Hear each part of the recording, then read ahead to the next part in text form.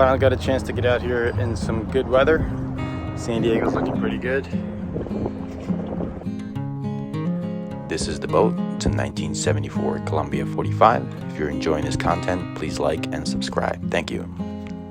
The first thing I got to do today is disconnect the second mooring line I attached to my buoy because we had a storm over the weekend, and one of the neighbors had recommended that I do a second attachment to the top of the buoy with an extra nylon rope, because every year apparently a sailboat gets loose and wanders off into the bay, so I did not want that to be my boat. And now that the storm's over, I'm gonna go ahead and remove that line because it gets tangled around the primary mooring line as the boat shifts in the wind, and eventually it just becomes tangled and hard to remove. It's already tangled, so before it gets any more tangled, I'm gonna go ahead and remove that rope. That's the first thing on my list today.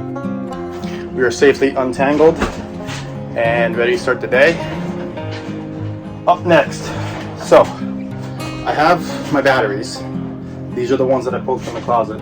So far, they look like they're doing pretty good. The solar panel is showing anywhere between 13.3 and 14.4 volts. I'm gonna have to double check the connection on those. In the meantime though, I do have to move all of those batteries, minus the lawnmower battery, into this compartment. The reason I need to do that is because the diesel tank is over here, and I'll open that up in a second and show you guys, but I'm pretty sure there's some runoff water from the windows that came down around the tank. The tank is isolated, so I'm gonna have to check for contamination in the water there before I pump it out. One of the things I noticed so far, just owning a boat, and I'm not sure if it's every boat or just my boat because it's a project boat. I keep saying boat a lot. But one thing I noticed is that you have to move stuff in order to move stuff. So the game plan was to get these batteries in this compartment. And as you can see, it has a bunch of rope. Looks like some old cushions. I think that's a hand anchor and what used to be the water tank. I mean, it's still the water tank, but this thing has to go. It's way too big. I'm eventually gonna put a constant water heater in here. So all of this has to move just for me to put the batteries in here, just so I can open up this door. It's a game. And 2 days ago, I tweaked my thumb at work. It's amazing how much you don't notice the use of one digit until you get an injury on it, and then you're like, damn, I didn't really realize how much I use my thumb. Yeah, a lot. Pulling out these cushions. Looks like an obvious case of bilge water under there, so I'm gonna drain as much as I can before I remove all of these cushions and get the interior of my boat all wet. Yeah, and I found what looks like another motor. I'm not sure if that's a motor from a generator, but now I got another motor I have to move. Yay! Immediate change of plans. Pulled out the cushions. Yes, there's some bilge water in here. Does not seem to be contaminated. It's just a runoff. But as you can see, this floor is not level. So these batteries are not going in there. Immediate failure. Reassessing my game plan. I think I'm just gonna put the batteries over here for now, right next to the mattress.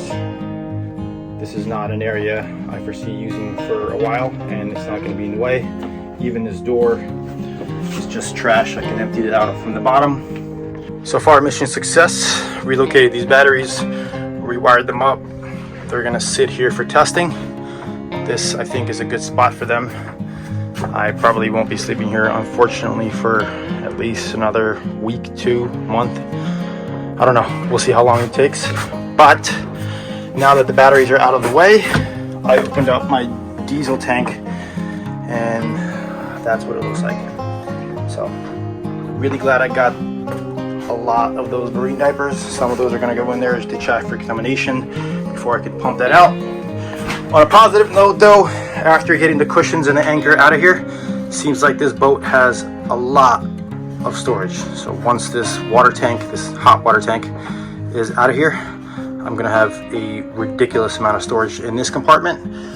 And I got the same kind of compartment on this side, and this is where the fresh water is supposed to be held. In the meantime, let's put some marine diapers in here and see what we can suck out.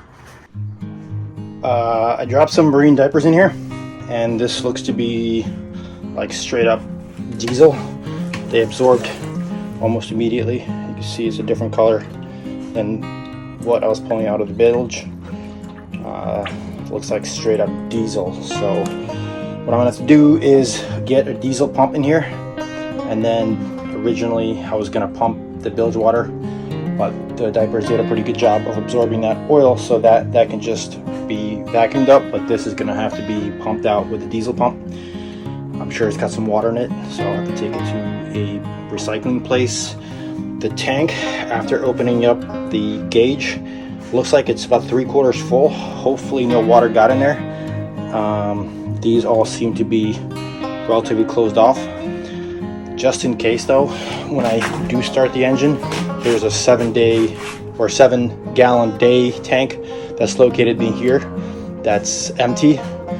So when I finally do start the motor, I'm gonna have to do the diesel from there, just rerun the supply lines to the motor, away from this tank and into the fresh tank, and pump out this dirty diesel.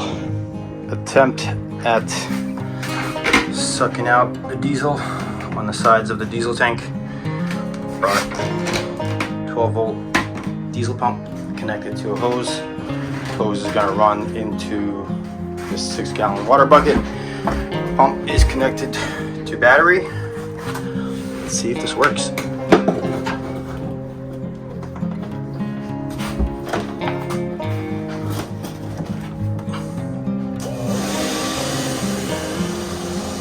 Oh, I think it's working. I've managed to get 6 gallons into here.